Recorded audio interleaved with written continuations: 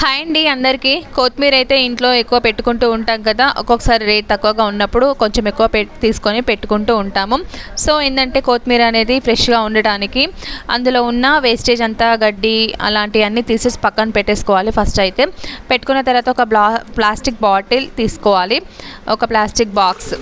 ఈ బాటిల్ అయితే తీసేసుకొని ఇంకా అందులో అయితే వేర్లు మునిగేంత వరకు అయితే వాటర్ అయితే పోసేసుకోవాలి. వాటర్ మునిగేంత వరకు అయితే కొత్తిమీర విధంగా అయితే సెట్ చేసేసుకొని ఫ్రిడ్జ్లో అయితే పెట్టేసుకోవాలి. ఫ్రిడ్జ్లో పెట్టుకున్న తర్వాత కొత్తిమీర అనేది మనకి 11-12 రోజుల వరకు చాలా నీట్గా ఫ్రెష్గా ఉంటుంది. మనం మార్కెట్లో అప్పటికప్పుడు తెచ్చినట్టు అలాగే ఉంటుందన్నమాట.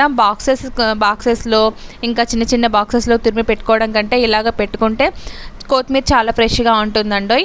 ఓకే, ఈ వీడియో కనుక మీకు నచ్చినట్లయితే మన ఛానల్ని లైక్ చేయడం, షేర్ చేయడం, సబ్స్క్రైబ్ చేయడం అయితే అస్సలు మర్చిపోకండి.